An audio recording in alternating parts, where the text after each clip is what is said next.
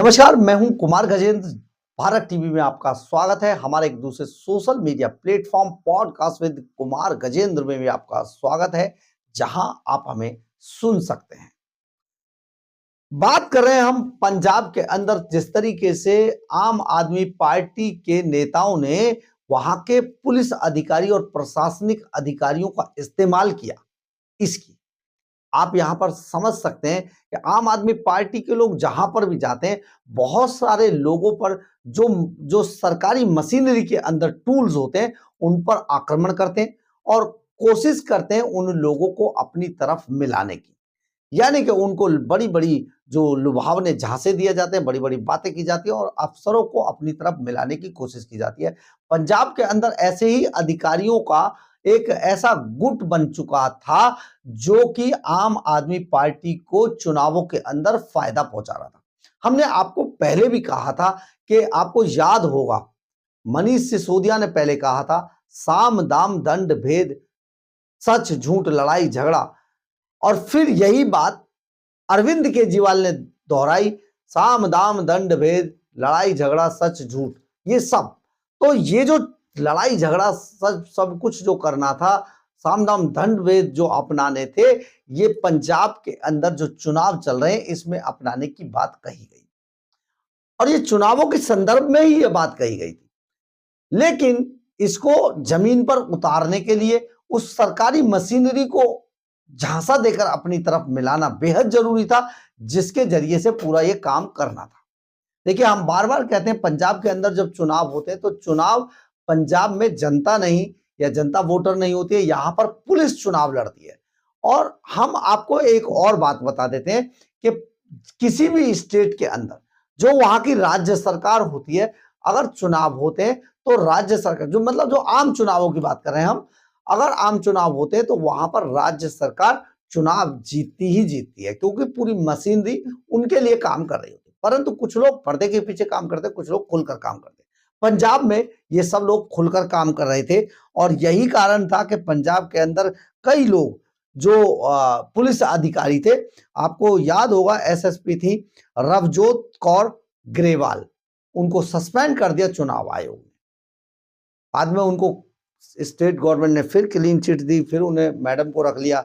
इसके बाद जो ये पूरा मामला चला, इनको सस्पेंड क्यों किया था चुनाव आयोग ने, उसका कारण था कि जो मैडम रवजोत को कौर थी एसएसपी, वो आम आदमी पार्टी के पक्ष में काम कर रही थी और शिरोमणि अकाली दल, क्योंकि वहां मुख्य टक्कर में था, उसके खिलाफ काम कर रहे थे। और शिरोमणि अकाली दल के बहुत सारे नेताओं पर एफआईआर दर्ज की गई। 9 एफआईआर मैडम रवजोत कौर ग्रेवाल ने शिरोमणि अकाली दल के नेताओं के खिलाफ की। जो भी बोला उसको जेल जरूर दिखाई, यानी कि जेल मतलब जो हवाला आता है वो जरूर दिखाई।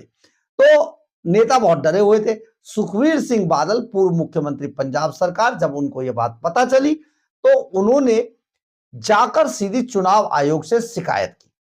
चुनाव आयोग ने अपने स्तर पर इसकी जांच कराई और मैडम एसएसपी रवजोत कौर ग्रेवाल को सस्पेंड कर दिया। अब ये पूरा मामला चल रहा था।